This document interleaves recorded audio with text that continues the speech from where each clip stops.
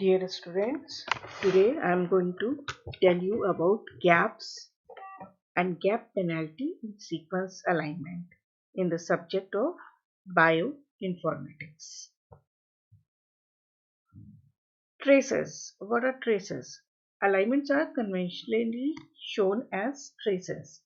Traces क्या है?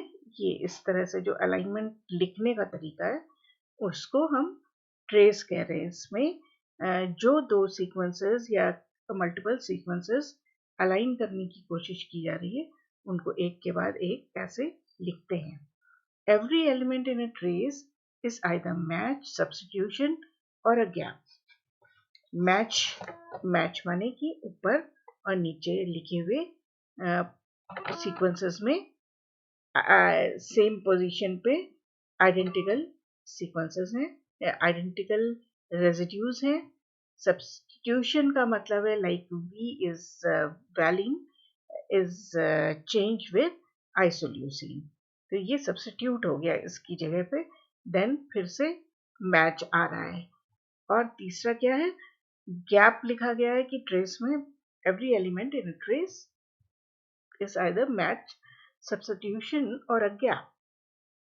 तो ये स्पेसेस जो दी गई हैं, स्पेसेस इंसर्ट की जाती है, उसको गैपिंग कहते हैं और उसकी वजह से ऊपर नीचे मैचिंग बढ़ जाती है दोनों सीक्वेंसेस में।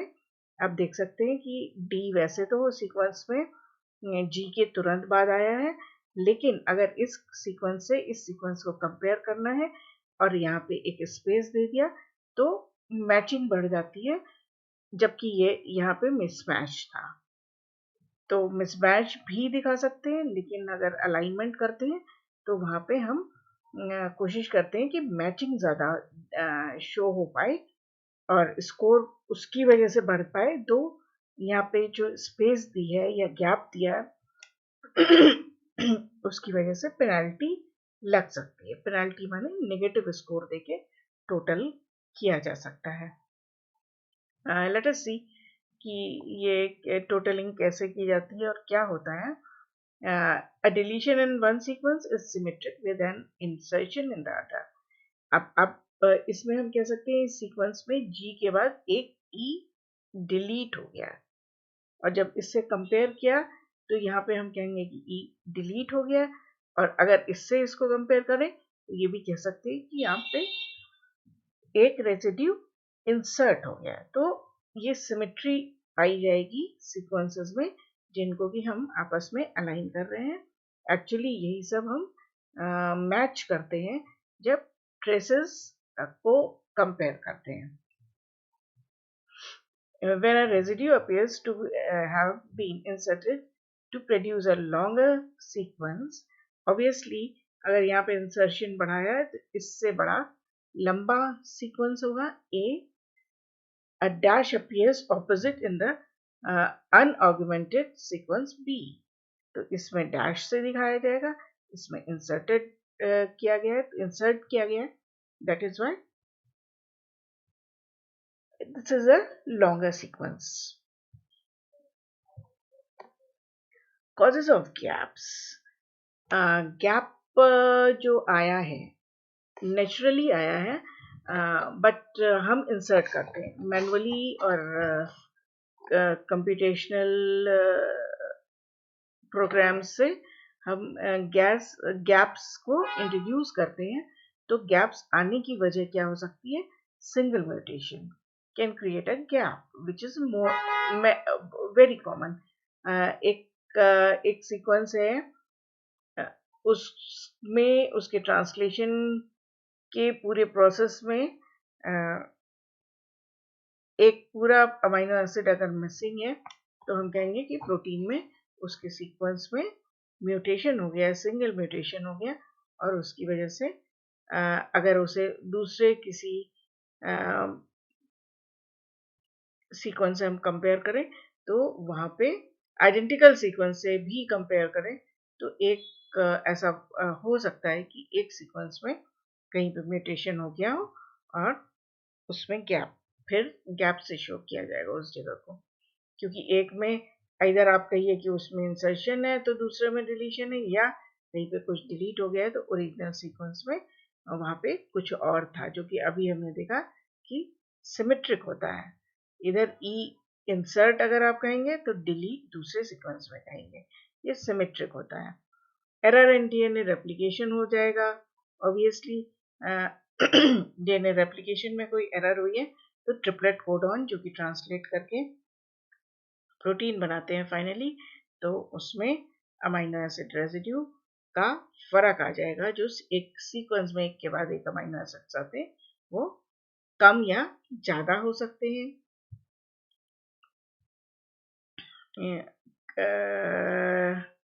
Result in repetition of string of basis बढ़ सकते हैं या घट सकते हैं। Unequal cross over during meiosis, meiosis के समय आप जानते हैं कि क्रोमोसोम्स में आपस में क्रॉसओवर होता है, और जब वो क्रोमोसोम्स वापस नॉर्मल जाते हैं, होते हैं, एक दूसरे से अलग होते हैं, तो ऐसा हो सकता है कि वो एक दूसरे के पार्ट्स को लेके अलग हो, एक में से डिलीट हो जाएगा और दूसरे में इंसर्ट हो जाएंगे कुछ bases. Then translocation of DNA between chromosomes, DNA के कुछ पोर्शन एक क्रोमोसोम से निकल के दूसरे क्रोमोसोम में पहुंच सकते हैं, इसकी भी मैकेनिज्म होती है प्रॉपर।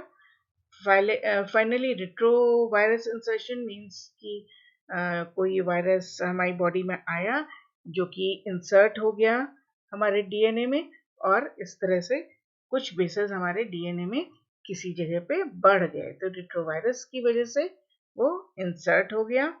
और these are the various causes of gaps, जो कि स्पेस देके हम शो करते हैं जब हम सीक्वेंसेस को ट्रेसेस के फॉर्म में लिखते हैं। Finally occurrence and types of gaps and gap penalties, इसमें हम आपको गैप्स दिखाएंगे, और गैप की वजह से, चूंकि गैप आर्टिफिशियल है, हम उसको इंट्रोड्यूस करते हैं या कंप्यूटर प्रोग्रामिंग की मदद से हम इंट्रोड्यूस करते हैं, तो फिर वो अननेचुरल है, इसलिए उसमें हम नेगेटिव स्कोरिंग डालते हैं, जिससे कि टोटल जबरदस्ती का हम बढ़ा के उसको दो सीक्वेंसेस को जिनको कंपेयर कर रहे हैं उनको आइडेंटिकल दिखाना गलत है, तो उस केस में फिर हमें उसको नेगेटिव स्कोर भी देने पड़ते हैं। फिर हम टोटल करते हैं कि कितने मैच है, कितने मिसमैच है, कितने गैप्स हैं, और इस तरह से हम दो सीक्वेंसेस का आपस में रिलेशनशिप डिटरमिन करते हैं। तो नाउ अब गैप्स कहाँ पे हो सकते हैं ये हमें तय करना पड़ता है। दो ये सीक्वेंसेस हैं जो ट्रेस फॉर्म में लिखे हुए हैं, हम इसमें यहाँ पे ट्रेस एक एक गैप इंट्रोड्यूस कर सकते हैं, तो अगर ये थोड़ा सा एक पोजीशन शिफ्ट हो जाता है सेकंड सीक्वेंस, तो सारे आइडेंटिकल मैचेस हो जाते हैं, काफी अच्छा स्कोर इसका मिलेगा, सारे मैचेस का जुड़ जाएगा। देन इनसाइड द स्ट्रिंग ये ट्रेस लिखा हुआ है, इसमें बीच में हमने गैप दे दिया, उससे हमारा अलाइनमेंट बेटर हो गया, मतलब कि मैच ज्यादा हो गए। देन लास्ट कैरेक्टर पे के बाद भी हम यहाँ पे दे सकते हैं, ये दोनों है, यहाँ पे गैप देने से बाकी सारे हिस्से के जो सीक्वेंसेस हैं वो दोनों सीक्वेंसेस में मैचिंग शो कर रहे हैं, जो कि बेटर स्कोर की ओर हमें ले जाते हैं। बट ऑब्वियसली जब स्कोरिंग करेंगे तो इस गैप को इंट्रोड्यूस करने की वजह से हम इसकी पेनल्टी भी फिक्स करेंगे। Now types of gaps and gap penalties. Types of gap penalties are as follows: constant, linear, affine, convex, profile based variable gap penalties. ये 5 varieties की penalties हैं। अब हम इनके बारे में डिटेल में देखेंगे कि कौन सी बेटर है, या किस सर्कमस्टेंसेस में किस तरह से हमको कौन सी पेनल्टी लेनी चाहिए, या फाइनली किस पेनल्टी को यूज करके ज्यादातर अच्छे रिजल्ट्स हमें मिले हैं। Constant gap penalty, this is the simplest type of gap penalties. इसमें करते क्या है, fix negative score is given to every gap regardless of its length. Length का मतलब है कि ऐसा हो सकता था कि सिर्फ सिंगल नहीं होता, गैप 2-3 गैप देने पड़ते, तब अलाइनमेंट बेटर होता, मैच ज़्यादा मिलते। तो नेगेटिव स्कोर तो देना ही है गैप इंट्रोड्यूस करने पे, और हर गैप को हम एक फिक्स नेगेटिव गैप पेनल्टी देते हैं। तो अगर इन दोनों को देखा जाए तो aligning two short DNA sequences with dash or space depicting a gap of one base pair if each match was worth 1 point and the gap -1, the total score will be 7 - 1।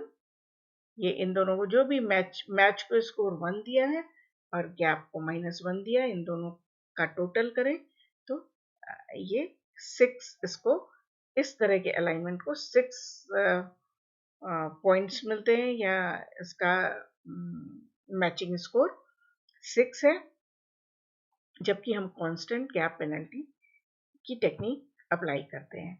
Now linear में क्या different है constant gap penalty से? Here this gap penalty considers the length of each insertion deletion in a gap.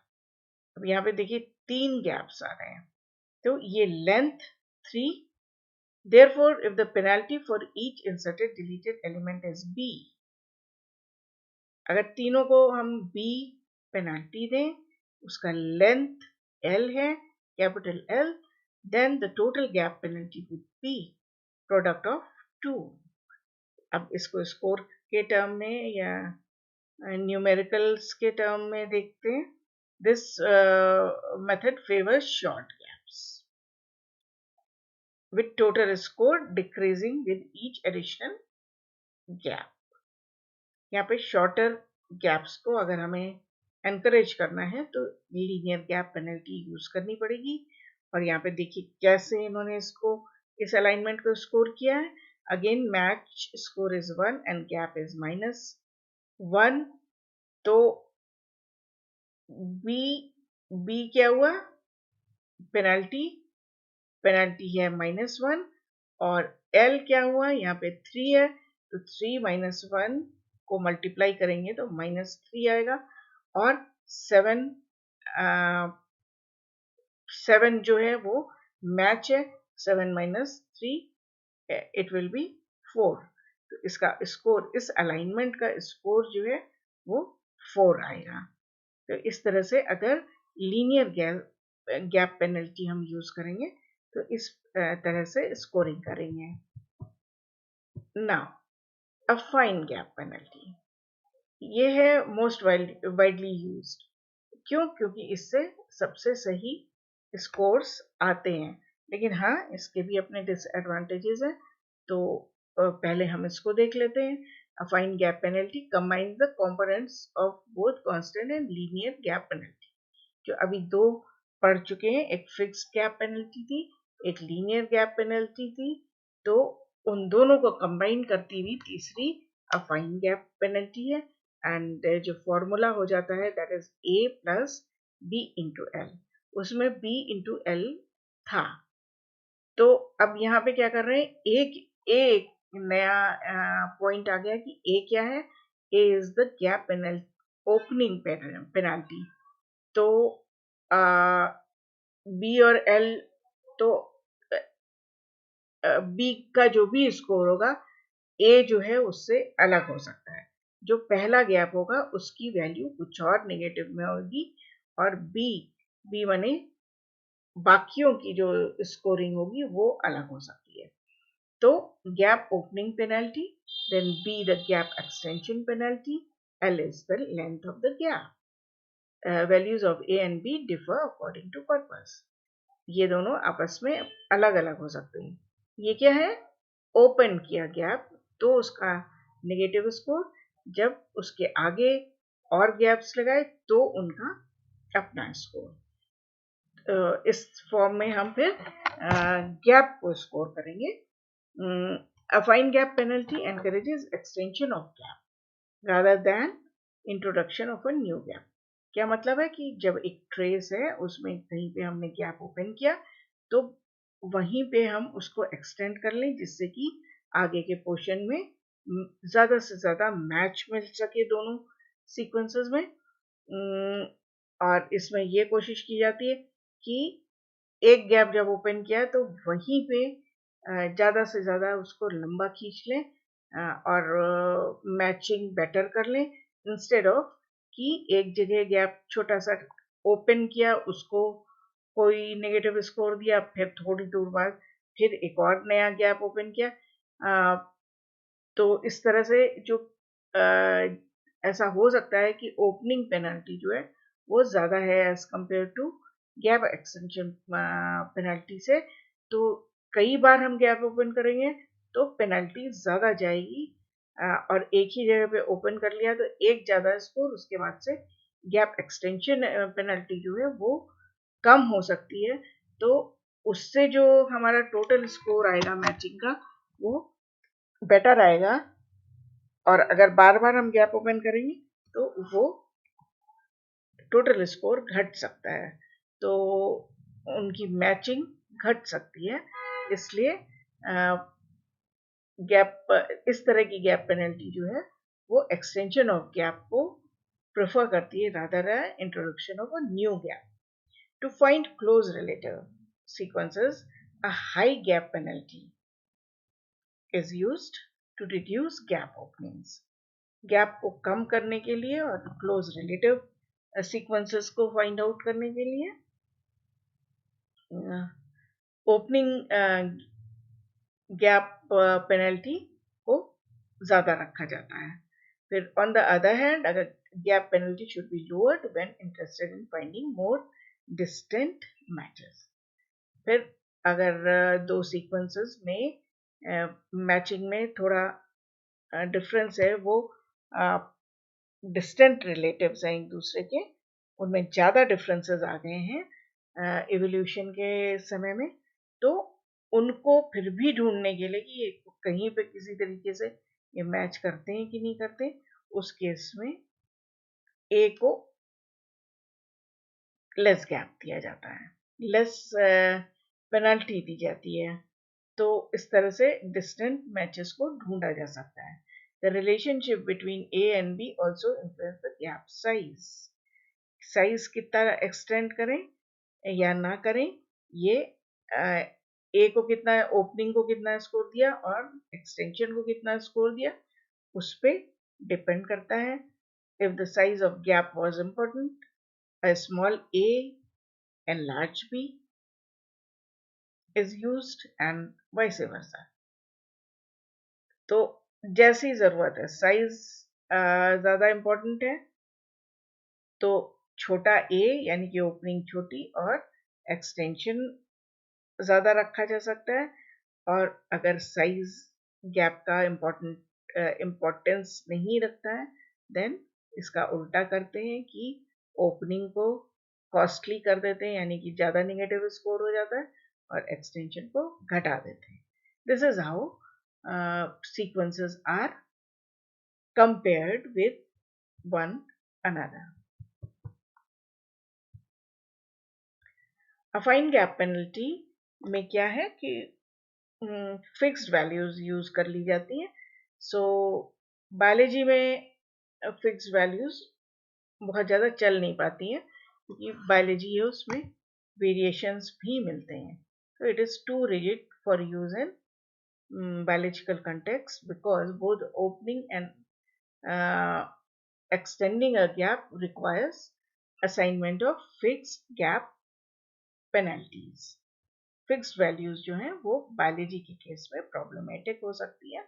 Another propose issue, एक और problem क्या है कि aligning sequences with shorter gaps को फेवर मिलता है, कि आपसे एक्सपेक्ट किया जाता है कि आपको छोटे ही गैप्स चाहिए, बड़े गैप्स नहीं चाहिए। तो अब इसको दूर करने के लिए कॉन्वेक्स, इस इन दो प्रॉब्लम्स को दूर करने के लिए कॉन्वेक्स गैप पेनल्टीज यूज की गई, जिसमें लॉगरिथमिक गैप टेक यूज किया गया, गैप का logarithmic form, and this formula becomes in this form: GL is equal to A plus CLN capital N, and was proposed as a study has shown distribution of indel sizes obey a power law.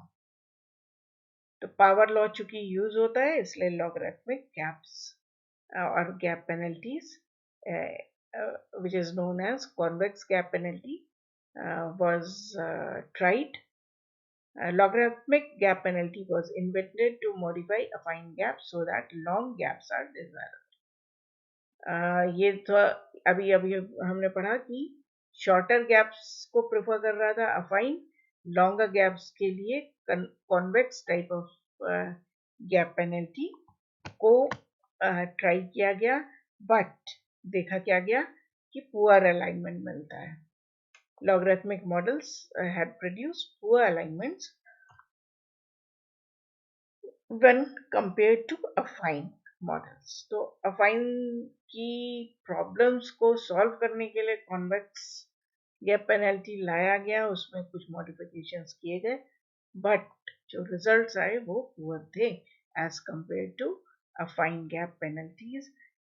Results in terms of कि दो proteins आपस में close relative हैं या distant relatives हैं, दो DNA sequences आपस में कितना मिलते हैं, वो अफाइन गैप पेनल्टी यूज करने से ज्यादा सही पता चला as compare to convex gap penalty.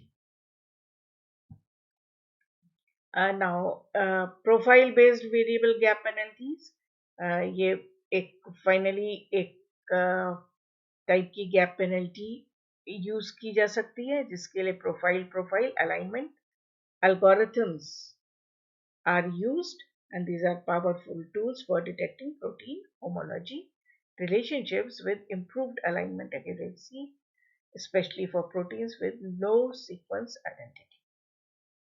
जहाँ पे low sequence identity है उनमें relationships ढूंढने के लिए, प्रोटीन homology के relationships को पता करने के लिए profile based variable gap penalties use की गई. rather than using substitution matrices, substitution matrices होते हैं जिनका यूज किया जाता है अलाइनमेंट को स्कोर करने के लिए, तो उसको ना यूज करके similarity of amino acid pairs, this type of alignment is used. And some profile alignment algorithm also run the secondary structure information as one term in their scoring function, which improves alignment accuracy.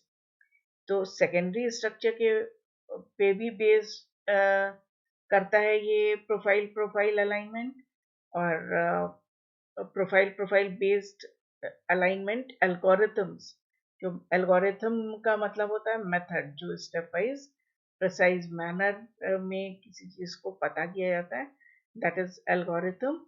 तो ये algorithm use की जा सकती है और उसमें फिर secondary structure information को यूज किया जाता है. वो डीएनए, आरएनए और प्रोटीन्स कुछ भी हो, उनमें अलाइनमेंट और स्कोरिंग को चेक किया गया, तो इस तरह की स्कोरिंग जो है that improves alignment accuracy. Profile alignment are based on statistical intel frequency profiles. Statistical intel frequency profiles पे बेस्ड है ये मेथड, एंड इसके लिए मल्टीपल सीक्वेंस अलाइनमेंट्स यूज किए गए जिनके बेसिस पे ये बनाया गया, and the multiple sequence alignments were generated by PSI BLAST searches. जब हम आगे BLAST पढ़ेंगे तो उसमें एक PSI BLAST search है जो कि सीक्वेंसेस में अलाइनमेंट सर्च करके हमें ला के देता है डेटाबेसेस में से, and this is a computerised method. Profile alignments employ gap penalty function. The gap information is usually used in the form of intel frequency profiles. Insertion और deletion की क्या frequency है उससे profiles बनाए जाते हैं और वहां से फिर interpretations किए जाते हैं और gap penalty किस तरह की हो वो determine किया जाता है. एंड फिर ये सीक्वेंस बेस्ड हुआ कि कितने सीक्वेंसेस हमें कंपेयर करने हैं और उनमें क्या खासियत और किस तरह के प्रोफाइल्स मिल रहे हैं, और उसकी वजह से क्या गैप्स की पेनल्टी होनी चाहिए वो तय किया जाता है। और ये टूल्स हैं, आपके टूल्स के नाम है ClustalW एंड मफेट। ये दोनों जो हैं profile based variable gap penalties को यूज करके डिफरेंट सीक्वेंसेस में अलाइनमेंट डिटरमिन करते हैं और उनको स्कोर करते हैं। Now points to remember for gap penalties. Finally, अब हम समराइज करते हैं। A penalty is subtracted for each gap. Her gap की जो है टोटल में से पेनल्टी माइनस की जाती है। गैप्स से होता है अनसर्टेनिटी इनटू अलाइनमेंट।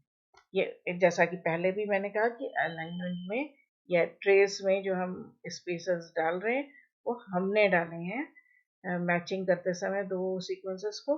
तो अब चूंकि जो हम नेचुरल सीक्वेंस है उससे हम उसको अलग कर रहे हैं, तो उनमें मैचिंग की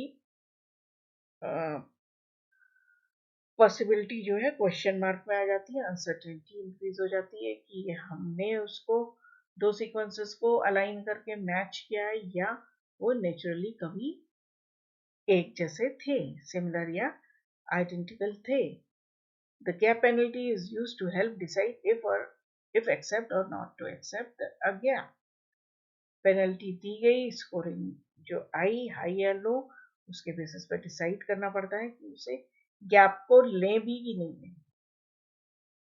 गैप दें भी कि ना दें। सीक्वेंसेस में आपस में जो इनको कंपेयर कर रहे हैं उनमें गैप देके मैच बढ़ाएं या ना बढ़ाएं। By insertion of an element into sequence alignment, it is possible to achieve a good residue to residue alignment at some other neighboring points in the sequence. Obviously कहीं पे मिसमैच है तो वहां पे गैप देके आगे वाले पार्ट में दोनों सीक्वेंसेस में मैच बढ़ाया जाता है। Insertion of a gap into pairwise sequence alignment allows the alignment to be extended into region where one sequence may have lost or gained sequence characters not found in the other. This is the same thing कि neighboring point में आगे चल के एक जगह gap बढ़ाया गया तो सीक्वेंसेस जब आगे और आगे काउंटिंग की गई तो कहीं और पे मैच बेटर हो गया। तो नेबरिंग सीक्वेंस में ये काम ये अलाइनमेंट अच्छा हो जाता है गैप देने से। If gap penalty is very low or zero then a sequence alignment is score achievable even between unrelated or random sequences. कभी कभी इसका उल्टा होता है कि अगर हम गैप नहीं देते तो रैंडम सीक्वेंसेस आपस में बहुत अच्छे मैच दिखते हैं, तो इसलिए तब वहां पे गैप देना जरूरी होता है कि असलियत क्या है, वाकई वो मैचिंग है या नहीं है। Genetically, it is expected that protein will accept different residues in a position rather than having parts of sequence chopped away or inserted. अब प्रोटीन के बारे में बताया गया है कि या तो ये ज़्यादा एक्सपेक्टेड है कि म्यूटेशन हुआ तो किसी किसी पॉइंट पे अपने आप ही हो गया, ना कि पूरे पूरे सीक्वेंसेस के पार्ट्स जो हैं वो चॉप्ड अवे, वो अलग हो गए हैं, या पूरा पूरा कोई एक सीक्वेंस आके उसमें जुड़ गया। इसकी प्रोबेबिलिटी कम है as compare to point mutation और सब्स्टिट्यूशंस। म्यूटेशन माने कि बदलाव भी हो सकता है, बदलाव में इंसर्शन, डिलीशन और सब्स्टिट्यूशन तीनों हो सकते हैं। Still gaps are introduced in the alignment to optimize the alignment score. फिर भी गैप्स की बहुत इंपॉर्टेंस है, उनको डाल के ऑप्टिमल अलाइनमेंट स्कोर मिल जाता है और सीक्वेंसेस के बारे में इन्फरेंसेस ड्रॉ किए जाते हैं। It may be concluded that variety of gap penalties from 0 to some significant punishment must be tried, and from these one must determine the effects that this has on the result. अब example दिखाया गया कि gap rates कैसे दिए, मतलब gap की penalty किस तरह की है, ये जो एग्जांपल्स हैं वो एडवांस डायनेमिक प्रोग्रामिंग पे बेस्ड है। नाउ आप ये देख रहे हैं यहाँ पे स्कोरिंग कैसे की गई, ये यहाँ पे एक गैप है, दो गैप, तीन, चार, चार जगह पे गैप है। मैच को दिया गया है 2 और ये गैप को दिया गया है -1। तो इस तरह से -1 और मिसमैच है ये, देन गैप, सॉरी ये मिसमैच था तो वो -1 है, और गैप जब दिया गया तो पेनल्टी बढ़ा के -2 कर दी गई। अब इनको टोटल करते हैं तो टोटल स्कोर 3 आता है, क्योंकि यहाँ पे एक ये माइनस हो गया, ये माइनस हो गया, 2 2 4 हो गए, 4 एक 5 5 हो गए, और ये फिक्स पेनल्टी या रेगुलर पेनल्टी है 5 है, और ये 2 2 2 6 7 8 9 10 12,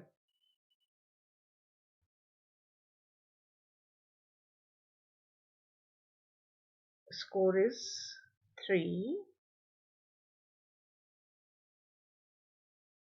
ये रेगुलर गैप पेनल्टी से आया, और अगर अफाइन गैप पेनल्टीज दे देते हैं तो स्कोर इसका बढ़ जाता है।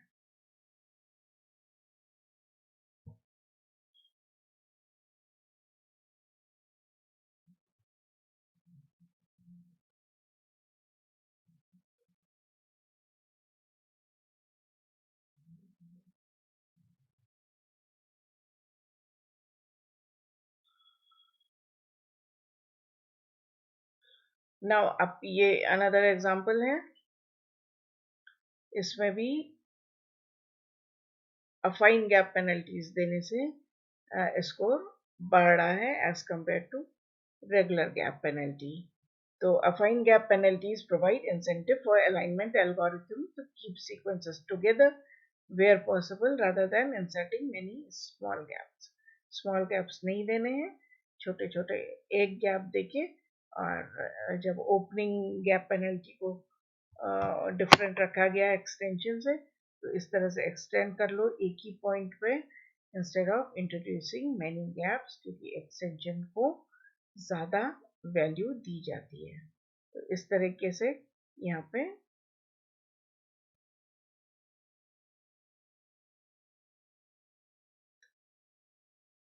अफाइन गैप पेनल्टी जो है वो बेटर स्कोर देती है। Now finally biological significance of gaps. The notion of gap in an alignment is important in many biological applications. Alignment बहुत important है। Insertion or deletion comprise an entire subsequence often occur from a single mutation event. Single point mutation से भी सब sequences बन जाते हैं। दो identical sequences हैं, उनमें से एक में म्यूटेशन हो गया तो वो एक दूसरे से आइडेंटिकल नहीं रह गए, तो कैन बी कॉल्ड एज सब सीक्वेंस। दोनों आपस में सब सीक्वेंसेस हो गए, कुछ चेंजेस, माइनर चेंजेस की वजह से, सिंगल पॉइंट म्यूटेशन की वजह से। And these mutational events, single mutational events can create gaps of different sizes. Therefore, when scoring, the gap needs to be scored as a whole while aligning two sequences of DNA. Considering multiple gaps in sequence as a larger single gap will reduce the assignment of high cost to the mutation. For instance, two protein sequences may be relatively similar, however, may differ at certain intervals, as one protein may have a different subunit compared to other. Representing these differing subsequences as gap will allow us to treat these cases as good matches even though there are long consecutive runs with indel operations in the sequence. Therefore, using a good gap penalty model will avoid low score in alignment and improve chances of finding a true alignment. Alignment का purpose क्या है कि दो sequences को आपस में compare किया जाए और उनको ट्रेस किया जाए कि वो उनकी होमोलॉजी क्या है, उनका एंसेस्ट्री के पॉइंट ऑफ व्यू से कौन सा प्रोटीन किससे कितना क्लोज रिलेटिव है, किससे कितना डिस्टेंट रिलेटिव है। ये पर्पस एक खास पर्पस होता है अलाइनमेंट का। तो उसमें चूंकि म्यूटेशनल इवेंट्स बीच में होते रहते हैं, तो इसलिए वहां पे गैप्स देने जरूरी होते हैं, और गैप्स हैं तो वो अननेचुरल हो जाता है, तो उसको नेगेटिव स्कोर देके फिर टोटल स्कोर किया जाता है।